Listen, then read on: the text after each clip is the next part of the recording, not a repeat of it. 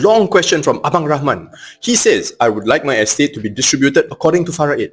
However, I'm aware that for CPF, MediShield and bank accounts, a nominee is required to facilitate the release of funds, and he is concerned that those who are named might feel entitled and refuse to follow Faraid, claiming the money is theirs by right. Is it possible for me to prepare a wasiat that ensures everything is distributed according to Faraid and that the money does not need to go to Baitul Mal first? I've been told that if it does, a significant portion might be deducted as part of their share. Now, this is from Abang Rahman. And so, Abang Rahman, my first question is this. If you'd like your assets to be distributed according to Faraid, actually, don't nominate anything. Put everything into single name, like your house, bank account, cancel your CPF and insurance nominations, and then everything will go to your estate. Nobody can touch it except your executor who you have named in the wasiat, and that executor must then distribute it according to Faraid, which you can get from the Sharia Court Inheritance Certificate. It will show who gets what share. So simple, yes? But it will take time. So that's the key. Just because we want to follow Faraid doesn't mean that we must cancel all our CPF nominations. CPF nominations will bypass the probate process and make sure that the nominee gets the money fast. And that's the key here. We want to nominate so that our next of kin gets the money as quickly as possible. I'll give you an example.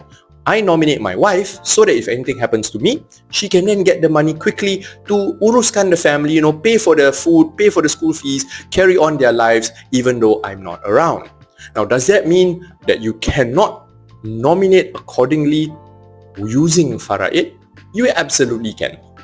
I'll give you an example. Me and my family.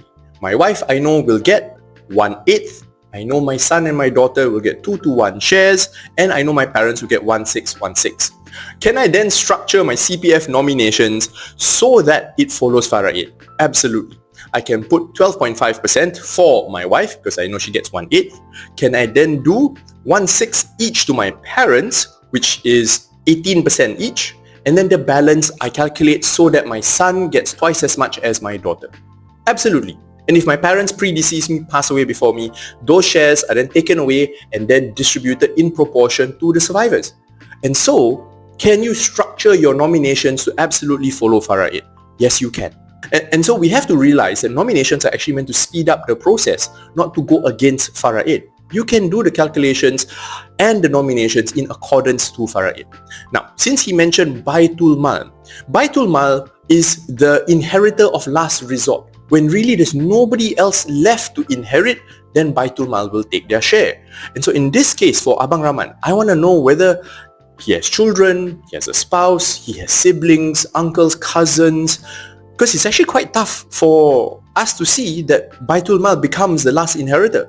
I commonly see Baitul Mal as the inheritor when there are reverts or converts involved and there are no other family members who are Muslim to be able to inherit from them.